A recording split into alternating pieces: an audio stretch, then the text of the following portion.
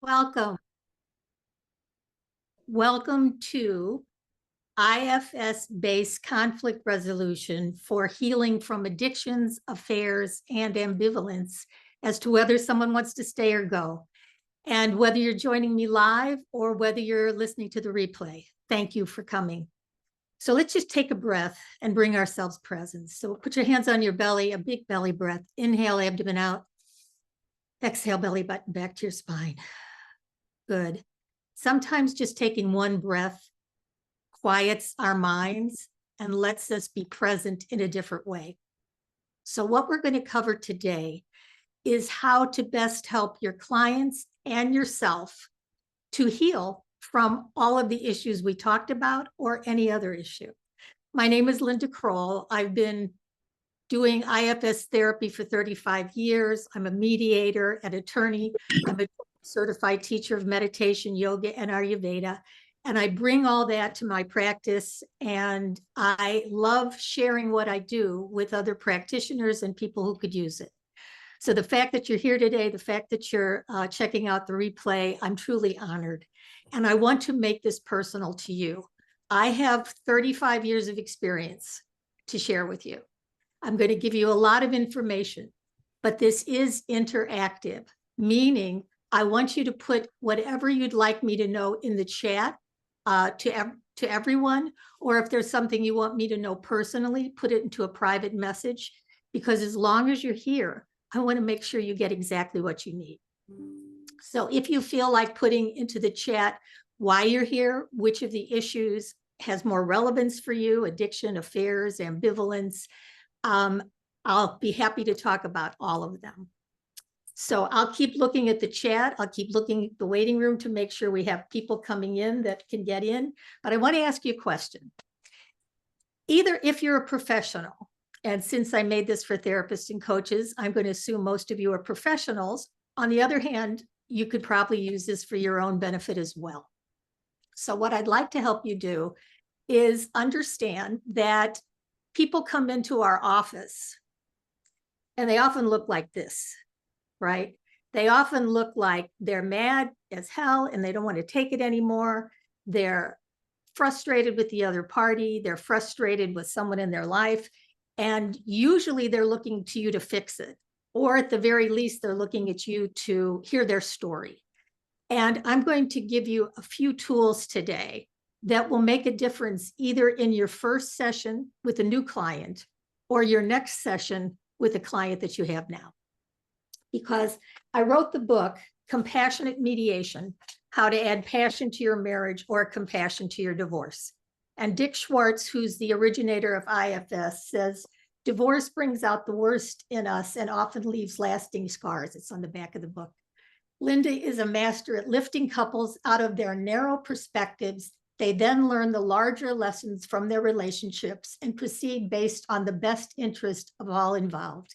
This is relationship healing at its best. I thank Dick Schwartz not only for the endorsement, but for the 35 years that I've studied IFS, taught it at conferences, and been a member of the IFS community. If you're familiar with IFS, this will add new tools. If you're not familiar with IFS, I'm going to introduce it to you like I introduce it to all of my clients. And when I have someone that comes to my office, I'm often not sure why they're coming. In other words, because I do individual counseling, couples counseling, divorce mediation, this process that I'm going to teach you today works with individuals, works with couples, works with ambivalent couples, works when there's been an affair, works when there's addiction. Because what we're doing is helping our clients get to their best self, capital S self. And what does self mean? Well, in internal family systems, in IFS, Dick talks about 8 qualities of self: calm, clear, connected, curious, creative, confident, courageous, a couple more. I always add grateful, because I feel if someone's grateful, they're more in self. So whether there's been an affair, whether there's an addiction, whether someone is not sure whether to stay or go, the facts aren't as important as helping each party get to self. And I do that in my first session. So I'm going to tell you how that first session goes, and then I'm going to speak specifically to the different issues: affairs, addiction, ambivalence.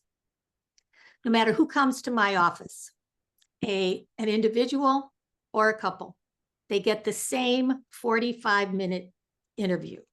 And the reason they do is because I have found that if I give them my templated process, which I also give to the people that I train, and we'll talk about that later, it's a set of questions that helps me get a big picture. Now, usually when someone comes to my office or to your office, because they've been on a backlog of anger, resentment, fear, judgment, hurt, they truly want you to just listen. So I'll do that for about 5 minutes. And then I will suggest to them that I could listen, and I would like to listen to anything they want to tell me. But if I just listen for 45 minutes, they're going to walk out feeling marginally better because I've listened, but they won't get a different perspective. So if they're open, I have a few questions for them. And here are the questions. Ready? First question I ask is if they have any questions about me. And if you have any questions about me, put them in the chat. I'd be happy to answer them. Basically, I am a IFS therapist for 35 years. I became a mediator. I'm an attorney. I studied at the Chopra Center for 5 years to become a teacher of meditation, yoga, and Ayurveda. And for all these years in my practice, I have templated the process that I use because I know it works. And my handouts, my videos, my scripts, my meditations are things that I give to other practitioners so that you can use them in your practice now. And I'm going to give you some today so you get a taste of what I mean. So I ask them if they have any questions about me. If it's an individual, I go into this interview. If it's more than one person, I talk to each of them at a time. And I usually talk to the person who did not call me. So if the wife called me, then I'll talk to the husband first. I used to have a waiting room where someone was in the waiting room. Now I'm on Zoom always, so I'll put the other person in the waiting room. And I ask each of them these same questions. Here we go. How can I help is really the first one. Are they looking to have a better relationship? Are they looking to talk about a divorce? What is their goal in meeting with me? And then I ask, what does the other person do that bothers you? And I take notes. What do you do in response? What are you thinking? What are you feeling? And then I ask, if I were talking to your partner, who might be in session and might not be in session, but just to get a perspective, if I were talking to your partner, what would your partner would say that you do that bothers him or her? And then what do they do? How do they feel? So I ask a couple questions about that because I'm listening for what triggers them, how they react in their different parts. And I'll explain self in parts in just a minute. And then I ask about their family of origin, which is always important. And it's a very brief question of, tell me about your mother, tell me about your father, very briefly. How many siblings do you have? Where were you in the birth order? Was there any drinking? Was there any family secrets? This can take about a minute. And I'm writing a little genogram on my notes: mom, dad, siblings, addiction, secrets, first child of many, last child. And in my head, I'm getting a framework for what did they learn growing up. And then in the same 15-minute session with them, I say, tell me about the other party's family of origin. And again, I might just be seeing the individual. Their partner may never come in, but I still want them to have a perspective of what the other person's family life was like. Because sometimes when they recognize, oh, well, his father was an alcoholic and his mother worked all the time and he was the baby of the family, they get a different perspective of no wonder he doesn't know how to empathize. No wonder he masks his feelings. And with that comes more compassion. And then I ask the magic wand question, which is, if you had a magic wand, what would you like to see happen? And sometimes they'll say, I would love to, change him or her, which is not going to happen, but they can change how they relate to him or her. And sometimes they say, I really want to heal the relationship and move on. And other times they say, I really want to get divorced. I don't know how. I don't want to fight. And so I'm getting the GPS for each of them. Are they on the same page? Do they want to create a new relationship? And when you've had an affair, when there is addiction, when there is ambivalence, this is still the same process, because you're getting an overview of who each of them is and what they each want to mean. And if you don't mind muting yourself, if you're not muted, that would be great. So I've asked them a question, and then I ask each of them if they have a word for spiritual.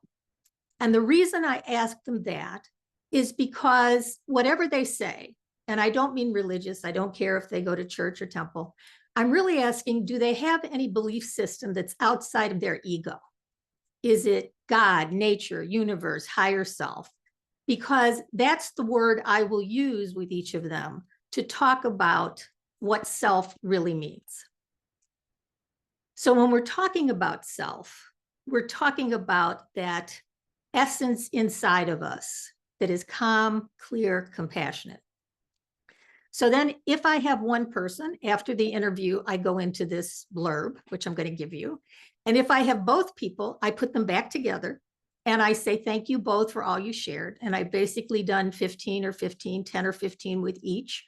I have an overview of where they're each coming from. And then I explain self in parts. And I'm going to show you my handout in a little bit, but I don't usually use it with them. So here's what I tell them. I say that I have a blurb that I give everyone, and it takes about 2 minutes. Is it okay if I give you my blurb?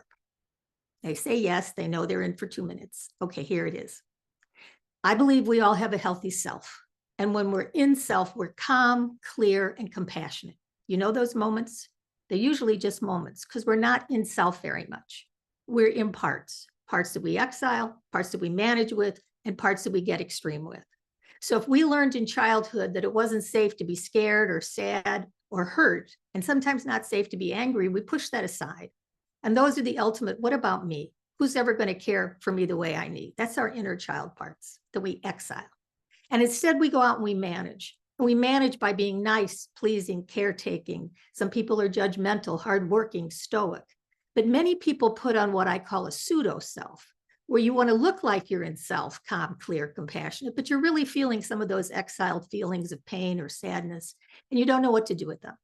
So when the managers can't contain those exiles, out come what IFS calls firefighters. I call them extreme parts. And those extreme parts numb us. We eat too much, drink too much, get enraged, have a panic attack, get depressed, decide we want to get divorced, go have an affair. Sometimes an affair is an extreme behavior because you can't manage the feelings that you're feeling because you haven't unburdened the exiles.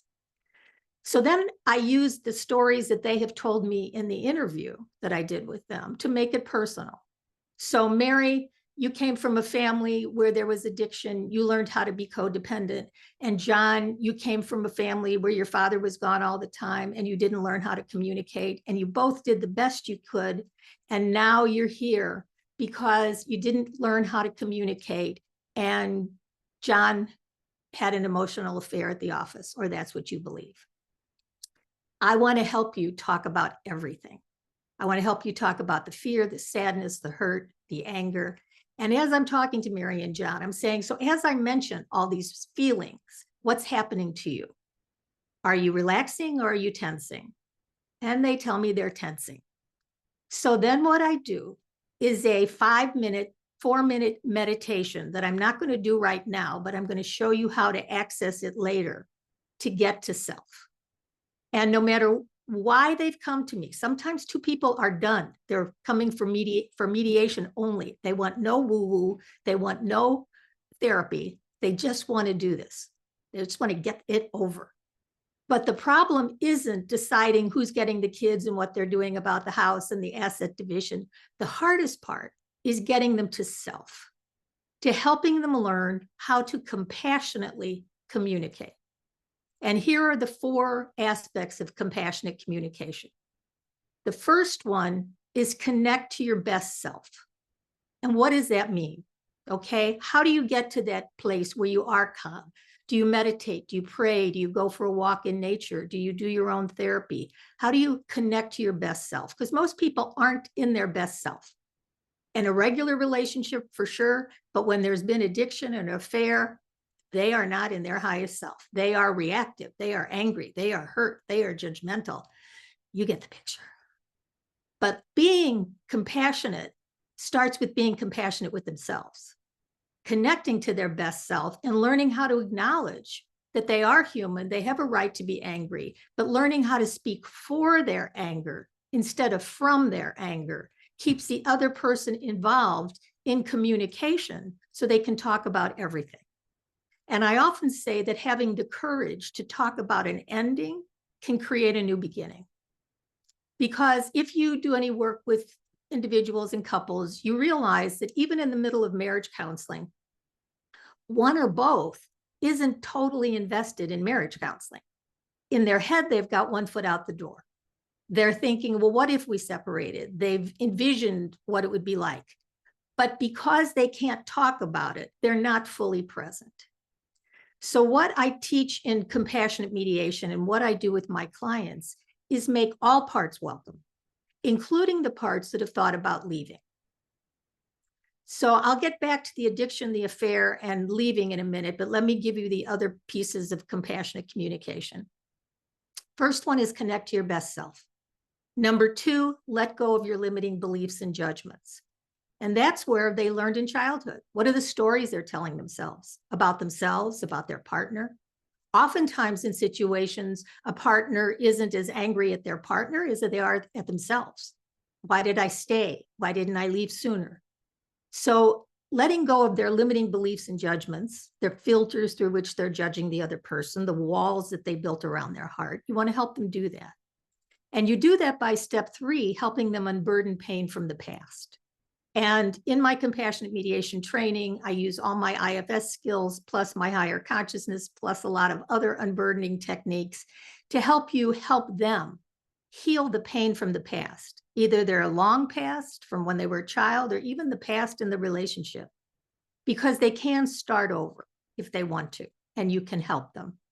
So connect to your best self, let go of your limiting beliefs, unburden pain from the past. And the fourth is relate from your heart. And that is paramount. And I often share that I was married to my college sweetheart. We were married at 22. We were married for 20 years. And when it looked like our relationship was headed for divorce for different reasons, I was already a lawyer. I became a mediator thinking I could mediate my own divorce, which is not a good idea. It's like delivering your own baby. Maybe it's possible, but you really don't want to do it. And then I became a therapist. I found I got my LCPC, found Dick Schwartz, Self in Parts spoke to me. And I put it all together because when I was getting my own divorce, it was long, it was painful. We were separated for a very long time. And there was nothing like compassionate mediation where you could go to an expert and talk about everything, to learn how to compassionately communicate, to heal the wounds from the past, and then to talk about, well, what would it look like if we decided to separate? What are our assets? What would we do about the children? What would we do about the house? So because there was no one like that at the time, we went to marriage counseling that didn't really work. We weren't really ready to finish the divorce, so we were separated for about 10 years. And then when we finally got divorced, and it was painful, very painful for everybody, I told myself there had to be a better way. And then I created it. I used the IFS training, the mediation, the law, the spiritual coaching, and I put together a program that combines emotional and spiritual healing along with legal and financial information and support. And for those of you who would like to learn more, I would love to share that with you because my compassionate mediation coaching certification is starting its 6th cohort soon. It's a very small group where I work with very few people to take you from where you are in your practice to where you'd like to be and give you all of these skills, handouts, worksheets, templates, and mentoring. So we can talk more about that. I don't want this to be a sales page. I just want you to know that it's there. And to get it, you can go to lindakroll.com/roadmap. And I'm going to put this in the chat right now. Hold on. Linda Kroll, I'm trying to copy it, but it's not showing me. lindakroll.com/roadmap gets you the roadmap of this process that I'm talking about, and also gives you an invitation to sign up for a 15-minute chat with me so I can mentor you wherever you are. And if certification feels like a fit, we can schedule some time to talk about it. But in the 15 minutes that we talk, I can give you the benefit of any questions answered that you want to ask me. And I'll also tell you how to get the guided meditation. If you go to lindakroll.com/CCC, don't go there now, but go there later, you'll get the guided meditation that I do to help people take a breath, do some belly breaths, ground themselves, bring up some nurturing energy from the earth, let it flow to the crown, out to the sky, bring down from the sky, higher power, nature, universe, God, bring down compassion, to breathe even bigger than themselves. So they surround themselves with this calm, compassionate energy of self, and focus that compassion inward. Start at the top of your head, scan your body to the soles of your feet, and just notice. Notice your tension, notice your thoughts and feelings, and let these parts notice you. And then I take them on a journey down a path to a mountain where they separate from their parts, go up in self as high up the mountain as they want. And from that place, look at the other party at the top of their mountain without all of their parts attached. And as much as they can, send compassion in that direction. So just imagine what happens when two people are guided in that way. So they get a felt sense of being contained in an environment that's safe, where they can begin to forgive themselves and each other for whatever they did or didn't do, because they recognize that they've done the best they could according to their level of awareness. And when they have that perspective, the energy shifts. And I even have a handout on empathy that I give them, where they learn how to speak for their pain and their sadness. They learn how to listen. They learn how to understand. They learn how to make amends. And they learn how to make decisions for their future. And sometimes the decision for the future involves a separation or a divorce. I was talking to a therapist who took me up on the roadmap call, the 15-minute call, and he was saying that he was working with some clients for a year. And at the end of that year, they decided to get divorced, and he felt like he had failed. And I told him I wished he had had the tools, because he knew that the wife wasn't really into it. She was just there to kind of soften the blow, to get her husband ready to understand what they were talking about, that they wasted a whole year. Because a professional, a coach, or a therapist who has these skills, and by the way, my training gives continuing education credits too, so I'll put that in there while I'm thinking of it. But when you have this training, you are confident that you can talk about everything. And you normalize the parts that are ambivalent. You normalize that in a relationship, one or both people from time to time have thought about what it is to leave. So let's talk about it. But you don't have to decide. You don't have to decide, I'm done, let's get divorced. Nor do you have to decide, I don't want to talk about divorce, I'm going to do marriage counseling. And I tell two people who are often ambivalent together, or one wants the separation, the other one doesn't. I tell the one who wants it, the initiator, that they have to be willing to talk about emotions, because otherwise their partner will stop coming. They won't want to talk about it. They'll just leave, and then they'll have to file for divorce and the courts get involved. So the initiator has to make room to process the feelings. And I tell the party who wants to stay, you have to be willing to talk about what an ending would look like. Because if your partner isn't fully committed and it just starts to feel like marriage counseling again, they're going to leave. They're going to file for divorce, and the lawyers will take over. Then you won't have any conversation. So when you learn compassionate mediation, when you learn these skills, you become the forum to give them the content that they need to talk about, because I give it to you. What are their options? How do you deal with legal issues? And then you help them with the process. And that can go on for weeks and months and often years, because you become the expert. You become the expert on how to navigate this ambivalence, how to heal from an affair, what to do about addiction, and then you help them along the way. And if they want to talk about a separation or divorce, I give you the tools to give the information to them. But then any piece of information leads to weeks and months of processing.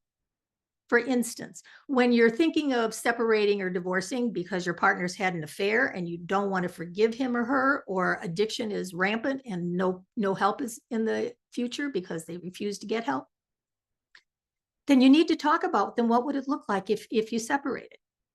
And when you even bring up the subject of finances, you get an emotional meltdown. You don't have to be a financial advisor. You don't have to be an attorney. You don't have to be a mediator. You have to be someone who holds space for the conversation. And when you talk about money and when you talk about roles and responsibilities and who knows what, meaning who knows where the money is, who knows where the income is, who knows where the debts are, and you create a forum where people can talk about this, but as they're talking about everything, thanks, Marcia, as they're talking about everything, you hold space for compassionate communication. You help them get to self. When one of them is anxious or angry, you stop the content and you process it. You process it together with empathy, or you process it alone. And when I see my couples clients, I see them together, but when I see them together, I see them alone for at least 5 minutes at the beginning of each session. And I also give them an opportunity to meet with me alone to help them unburden and bring more self-energy into the situation. So I'm going to take a breath and see what questions there are. And then I have more. So put your questions in to me or in the chat. Is this making sense? I can see some of your faces. So far, so good? Okay, good, great. Then I'll continue. All right, so let's talk about what the title was about. Thanks, Al. IFS skills to use. And the reason I do that is because, like I said, getting to self is the key. Helping them get to the space where they have room to have compassion for themselves, to talk about their feelings, to listen with empathy. Then you can bring any subject up. And when you do that, it gives their partner a chance to see them without their walls, without their judgments, without their defenses, without their accusations, and truly create something new. So often when I've taken someone down the miracle of empathy sheet, where I have person A talk about their exiled feelings, their hurt and their sadness, not their judgments, not you betrayed me. Okay, that's a judgment. It makes the person that had the affair a perpetrator. It's I'm hurt. And the other party has to listen. I hear you say how hurt you are. I understand how hurt you are. And often coaching them to say they understand is a big key. Because oftentimes when people do something where I was like, I'm sorry, I said, I'm sorry, get over it. When are you going to get over it? And there's no real understanding. So even if they're there reading down the page and the other party's saying, well, they're just reading down the page, I remind them, yes, but they're here reading down the page. So let's give them the benefit that they're learning empathy. So they repeat the words. I hear you say that when I spoke to the other woman too often, you were hurt. They don't defend it. They don't rationalize it. They don't explain it. They just listen from their higher self at the top of the mountain. And they say, I hear you say how hurt you are. I understand how hurt you are. And I'm sorry. I want to create a new relationship. I don't want to make you feel that way. And I'm sorry. And then the party who's been betrayed says, thank you. So in the future, and then she says in the future, or he says, I don't want you to ever see him or her again. I want to look at your phone, etc. But when there's been an affair, there are 3 things that need to happen on both sides. And I tell my clients this. The party who's had the affair, and it can be an emotional affair, and sometimes an emotional affair is even more hurtful than a physical affair because it can often be deeper. And they'll say, I didn't have sex with that woman, but that's not the issue. The issue is that they had a connection, and the connection is what hurts their partner. So the person that has betrayed their partner has to be willing to end the relationship. Sometimes they have to leave their job, end the relationship, be transparent for as long as needed, give them the phone, let them know where they'll be, and be willing to, quote, be in the doghouse for as long as it takes for the other party to forgive them. Okay, so that's the betrayer. The person who has felt betrayed has to do 3 things too. They have to be willing to look at what was their contribution to the relationship before the affair happened. It didn't happen in a vacuum. So if they're just going to make the other party the perpetrator and them the victim forever, that's not going to work. So they have to be willing to look at what they did and how they reacted and responded. They have to be willing to forgive at some point. And they have to show up with as much compassion as possible. Now, does that mean they don't have anger to process and all distrust? Absolutely. And you create a forum where they can talk about it. But affairs can be healed and hearts can be stronger in the broken places, and you can help them. So that's affairs. Let's talk about addiction. Addiction is its own set of problems. And when there is addiction, my refrain is Al-Anon and AA, because the party who is addicted really needs to go to AA. And the party who is living with the addict or separated from needs to go to Al-Anon. And I can't reiterate it enough. In fact, recently there was a couple and they were struggling and they were looking at a divorce, and it was going to be an ugly divorce because he was coming from, if she doesn't take my offer, then you know how it goes, just refrain. And for weeks and months, I did suggest that he go to AA and she go to Al-Anon. And at one point he asked me if I get a toaster oven for sending people to AA, because I was so adamant that he needed to go. He thought I was a salesperson for AA. But when he finally got there, his life is changing. They're still getting divorced, but they're doing it with compassion. And he's realizing that his ability to make amends is how he's showing up in this divorce, with compassion, with kindness, with honesty. And she has to do her own Al-Anon because she has lots of reasons to be angry, furious. But at Al-Anon, you help separate the disease of addiction from the person. You can have compassion for the person that's ill and set boundaries with the disease, including leaving the relationship. But you do it with compassion. And I think now is a good time to read you the settlement prayer that I wrote for my husband the night before we got divorced. And I read it I gave it to him and his attorney at our divorce proceedings. And to his attorney's humorous credit, he said to me, here, Pete, is there anything you want to change on this? But he didn't. And this was the prayer that I did. I also wrote it as an intention, but it kind of sets the stage. When there has been addiction, when there has been affairs, and I didn't put abuse, but let me talk about abuse. If there's abuse, get out. Okay, emotional abuse is something that people can deal with. But when there has been abuse, help someone find a way to get out. So if you're coming late, if you're just joining me, we're talking about how to bring our best self and help our clients bring their best self into a situation where they can compassionately communicate, where they can connect to their best self, let go of their limiting beliefs and judgments, unburden pain from the past, and relate from their heart. And if there's been an affair, people can heal if they're willing to forgive and look at what caused it and be transparent. If there's addiction, get to Al-Anon or AA. If there's abuse, emotional abuse, sadly, is very rampant. So teaching someone how to walk out, if that's the situation, find a hotel to go to and teach their spouse that it's no longer okay. But if there's physical abuse, help them get to a safe place. That needs to be addressed exactly. But I was about to read my settlement prayer that I gave to my estranged husband on the day we got divorced. And I've given it to other clients of mine.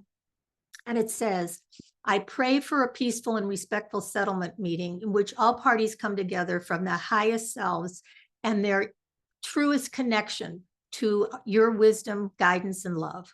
I pray that the parts of ourselves that are angry, fearful, revengeful, retributive, punitive, unloving, unforgiving, sad, young, abandoned, resentful, negative, hurting, and hurtful, that all these parts be quelled with the leadership of the self, coming from a place of trust in your presence and light. I pray for compassion, forgiveness, gratitude, and appreciation. Although our marriage has come down to a business closing of money and asset division, I ask that we remember the love that brought us together and the wonderful children which our union has borne. For their sakes, as well as our own, we wish to put an end to this process in as respectful and loving a way as possible. Although we each carry our sadness and pain and mutual regrets, I pray that we can look beyond this difficult period to a time when we can be friends and coexist peacefully. I pray that our once intact family can be rearranged to 2 intact and loving homes where our children feel connected and comfortable. I pray that we can hold in a different light the love that once joined us forever, that on the deepest level we wish each other well as we let go and let God direct our lives. For the sake of all we once had and for all we had planned to share together, let us now finalize the terms of our marital dissolution so that we are both free to get on with our lives. Let us complete this last painful task with a sense of trust in the love we once shared and hopefully can remember after this part is over. Let us not work from purely simple and self-serving motives, but keep in mind the general welfare of each of us and our children. Let us request our attorneys to contribute what is needed for the mutual benefit of all concerned. In the end, let us know that we behave civilly, that we can look back with a clear conscience, and that as much as we could, we came from our hearts. God bless us and direct us all. Amen. So I've also written that as an intention, and I share it with my clients because they need to know that if there's been an affair, if there's addiction, if they're ambivalent, when they learn how to compassionately communicate, and they communicate about everything, including what an ending would look like. I always say that families need not be broken, but can be peacefully and respectfully restructured.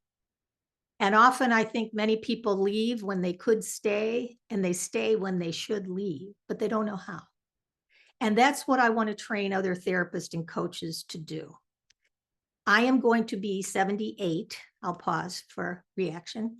And so I am reaching the end of my daily practice. And my legacy is to take everything that I have learned in 35 years in templated, outlined, video format. I've created the Compassionate Communication Academy. And on that, I have several courses, including compassionate communication, compassionate mediation coaching certification. And like I said, I'm going to take 6 to 10 people starting next month. And we meet every other week for 2 hours where you learn the skills that I'm talking about. You get all the documents, the templates that are there and the videos. And then we also practice these skills. So we practice the initial interview. We practice the meditation. We practice whatever you need to practice to help you feel mentored from wherever you are to wherever you need to be. And you can get there by going to lindakroll.com/roadmap. You can get the outline of the process, but it also will take you to a schedule where we can just chat for 15 minutes, where you'll have me all to yourself. If you're not interested in the certification, that's okay. I would just love to be able to answer your questions personally. So I'm going to take a few minutes and take a few breaths and see what you want to put in the chat. And if anybody wants to come forward and actually talk with me, I would love it. I would love it. That's why I'm doing these Zoom calls, so we can actually interact. So raise your hand or unmute yourself or put something in the chat. Whatever feedback you'd like me to get, whatever question you have, a takeaway that was helpful. Please, I see your lovely faces and your lovely names. So you don't have to, but the invitation is there. Anyone? Okay. Oh, Jan, great. Come on up, Jan.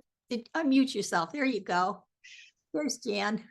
Hi, everyone. I apologize. I'm driving, but I just could not help but just to comment that I have, number one, I love Linda.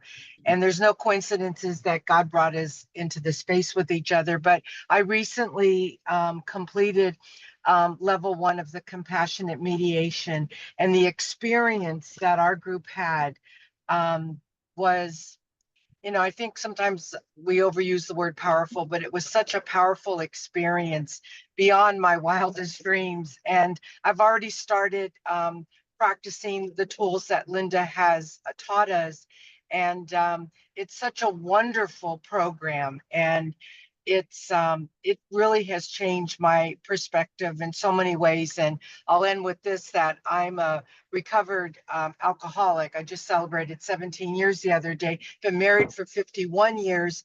And just from going through the program and just seeing a change in just myself and my relationship with my husband, and also just being able to help others in the recovery world, that this is an opportunity. And I'm not here to sell anything for Linda, but it was such an experience that you don't want to miss if you have the opportunity. Thank you for letting me share that. Oh, thank you so much for sharing that. There was no paid advertisement, but I'm so blessed that you were here. And also, Jan is taking what she learned, and she and another participant are doing a workshop soon. So Jan, send me that information so I can promote it for you. Because when you get the information, my goal is that you take it and use it however you'd like to. And what's your workshop going to be on, Jan? Self-love? I think you took yourself off mute, but you'll send it to me and I'll send it out to people to let you know.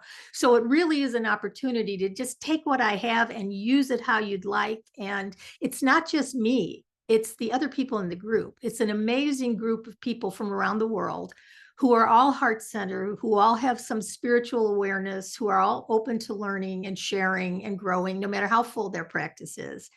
And I'd love for you to learn more if you'd like to. So because you're here, I'll show you my dolls because they're right here. Okay. And I can also show you some of the pages I was going to show you. So we all have an inner child, right? There we go. And when there's been an affair, addiction, ambivalence, people often so we exile this hurt, sad feelings, and we manage, forgive the gender bias. Guys often try to look cool, right, and cover their feelings and manage that way. And girls often get codependent. This was my codependent doll. I bought her this way. She looked exhausted when I bought her. She used to say, "I love you," when you pushed her stomach. She doesn't anymore. She's too tired. Anyway, we often get codependent and try to take care of everybody else. And then when we don't get our needs met, we get mad. Okay. And we fight. And that's how they may come to your office, or that's how you may meet them. Or instead of getting mad, they just may go have an affair, or they may go have a drink, or they may do something to numb. So what you do is you learn the skills to help them thank their parts for how they've been trying to protect them, unburden the old messages and the ways they thought they had to be in the world, and teach them how to speak for their pain and their hurt and their fear in ways that the other person can hear without blame and judgment, and then create a new relationship together. And you do that by giving them the tools. And just to review, one of the handouts for you to look at is my self in parts one, and it's just a review of what I said. When we're in self, calm, clear, compassionate, courageous, confident, curious, creative, connected, I add grateful. And the parts, we exile these parts. What about me, our inner child? We manage with a lot of different parts, our pseudo self, our mind, our ego, all the ways we're managing and trying to see the world based on how we were brought up. And we get extreme, and addiction and affairs are at the top of the list, just coincidental, because they numb, people numb that way, and they're reactive. And sometimes when people decide from here, get me divorced, you want to help them heal so that if they choose to get divorced, they do it in the way that my settlement prayer or settlement intention invites them. So in the course membership, I have all of my templates. I have all the information, and I would love to share that with you. So I'm going to stop and make sure you don't have any other questions. If you're listening to the replay, if you had to come late, leave early, or just starting at the top, please reach out to me with any questions that you have. I'm really thrilled that you're here. I'm thrilled that you stayed. It's a passion of mine to share this information. I am so grateful to IFS. And when I studied at the Chopra Center, we talked about levels of consciousness. And just briefly, I will address that. There's 7 layers of consciousness: sleep, dream, wake, transcendent, cosmic, divine, unity. So the When we're sleeping, we still hear that the baby wakes us up. When we're dreaming, we wake up and realize we were dreaming. When we're waking, that's the way everybody walks around in our human condition, getting triggered, getting reactive. Transcendent is where transcendental meditation came in, where you start to meditate, where you have access to the soul messages, your spiritual messages, your higher self. That's the term transcendental meditation. So you're operating at a slightly higher level of consciousness. The more you meditate, goes into cosmic consciousness, where you can bring that quiet center back into your daily life. Again, bring more self-energy to whatever's happening around you, affairs, addiction, ambivalence. And divine consciousness says that in everyone is God or oneness. And unity consciousness says we're all one. So as we bring more higher consciousness, as we bring more self-leadership, as we take care of ourselves, I'm going to end there, but that's where we should start. Start with your own self-care. Start getting the mentoring you need. Start being part of a community where you feel supported. Because being a therapist, being a coach is a lonely job. I mean, sometimes I feel like a human liver. I'm talking to two people that are so angry and I have to translate to talk to the other. I feel like I've just, kind of thrown everything through my system. So energetically, you have to get the support you need to take care of yourself. And I always say love is the answer, even for people in affairs, addictions, and ambivalence, but it starts with loving yourself. It starts with you loving yourself as a practitioner, and it starts with you helping each of your clients, whether they're coming to see you individually or as a couple. And oftentimes people come in and they're not even talking about their relationship. They're depressed. They have an eating disorder. They're anxious. But those are just extreme behaviors because they don't want to take a look at their relationship. They think if they take a look at their relationship, they're going to have to leave it. Black and white thinking. But if you have the skill set of compassionate mediation, you make it comfortable to talk about everything. And I've spent 35 years putting this all together. I would love to share it with you. So I'm not going to keep you much longer. I'm going to take a quick look to see who has anything else they want to share. Please do. Anyone want to put into the chat a takeaway? Anything? And if not, I'm giving you my thumbs up. You gave me some smiles and thumbs up before. So thank you. From the bottom of my heart, it's my passion to share this. I used to do it on LinkedIn Lives, and it was me talking to a green dot. And maybe people would check out the replays. Maybe people would be live, but I so appreciate your being here and letting me see your faces, see your names, see your reactions. And I hope this is just the beginning. So lindakroll.com, I'm going to put it in the chat, www.lindakroll.com/roadmap. Go get that, and then we can chat. And www.lindakroll.com/CCC. That's got the guided meditation in it. It will be sent to you in your email. It's got a relationship assessment in it in case you want to offer that to your clients on how to look at how much self-energy they're bringing, how much compassion they have for themselves, what do they know about finances. So much I want to offer you. We did it in how long? 48 minutes. To be continued. I'm sending my love, and from my heart to yours, let's do that. Fortunately, it's Valentine's Day, so I got all this stuff ready. All right, I love you. Thanks again. Stay connected, and we'll talk again soon. Jan, thanks for your testimonial. I really appreciate it. Love to all of you. Bye for now. Thank you, Rico. Bye-bye.